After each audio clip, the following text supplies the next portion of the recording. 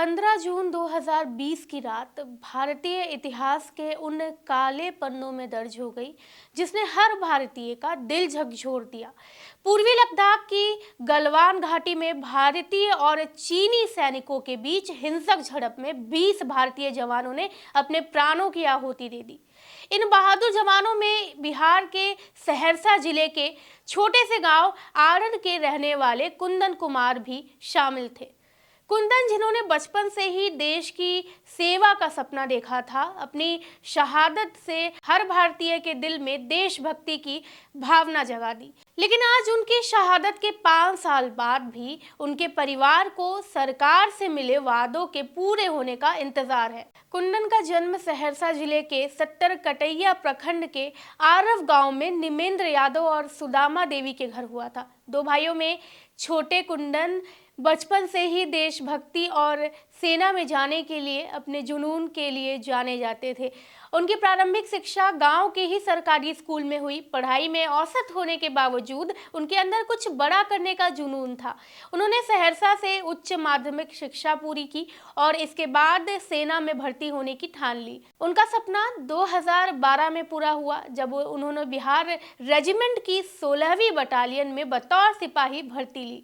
ये उनके लिए ही नहीं बल्कि उनके परिवार और पूरे गांव के लिए गर्व का पल था। सेना में शामिल होने के बाद कुंदन ने कई चुनौतीपूर्ण पोस्टिंग संभाली। उनकी पहली पोस्टिंग अरुणाचल प्रदेश में हुई थी, जहां उन्होंने दुर्गम इलाकों में देश की रक्षा की।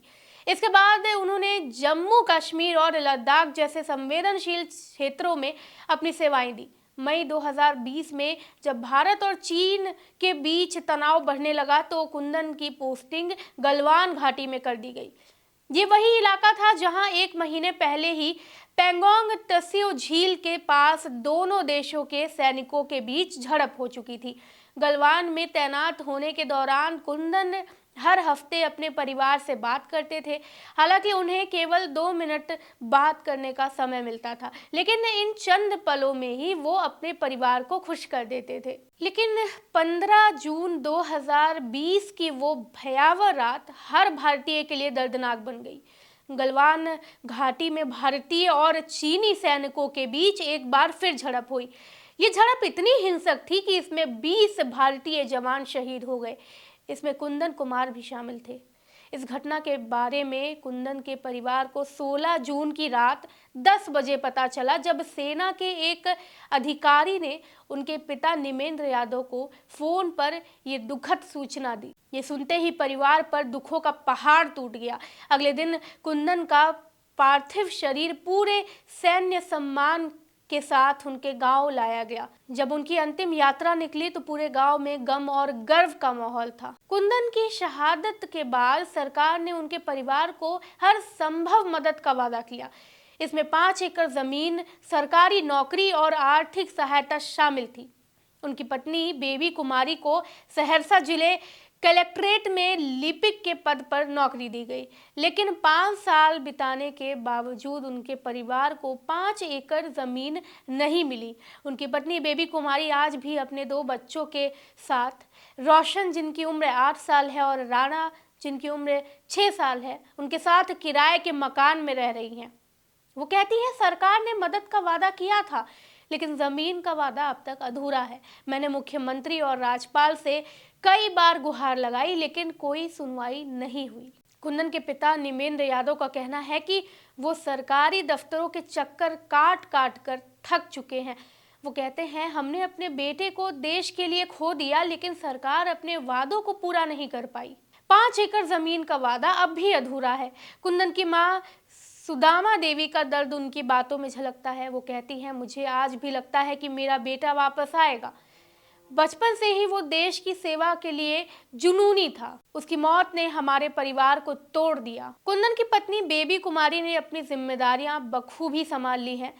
वो अपने दोनों बच्चों के साथ जिंदगी की चुनौतियों का सामना कर रही हैं, लेकिन उनके मन में अपने पति के सपनों को पूरा करने का जज्बा जिंदा है। वो कहती हैं, मेरा सपना है कि मेरे बेटे भी अपने पिता की तरह देश की सेवा करें। गांव के लोग कुंदन की शहादत पर गर्व करते हैं, लेकिन उनके परिवार की स्थिति देखकर उन्हें दुख भी होता है। उनका मानना है कि सरकार को कुंदन के परिवार की मदद के लिए कदम उठाने चाहिए।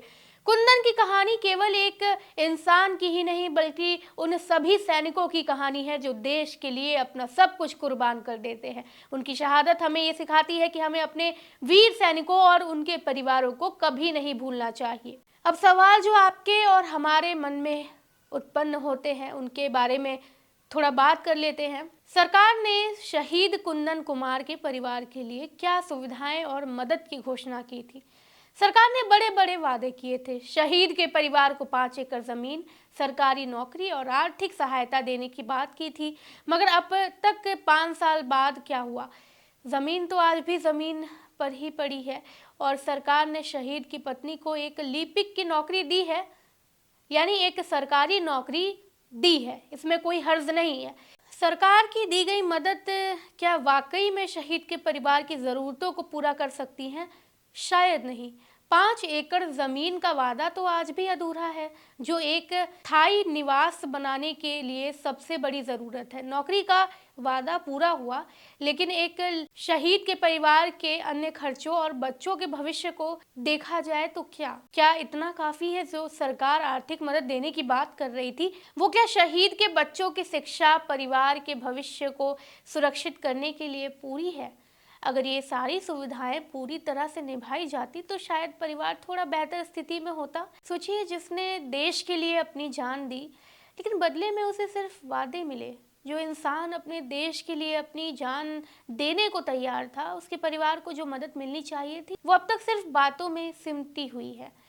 5 साल गुजर गए, लेकिन जो ज़मीन और फायदे दिए जाने थे उसमें से कुछ भी असल में दिखाई नहीं दे रहा है। 5 साल बाद भी कुंदन का परिवार न्याय और सरकारी वादों के पूरा होने का इंतजार कर रहा है। उनकी शहादत को सलाम करते हुए हमें ये सुनिश्चित करना चाहिए कि हमारे वीर सैनिकों के बलिदान का सम्मान हमेशा बना रहे। कुंदन कुमार यादव आज भी हर भारतीय के दिल में अमर हैं।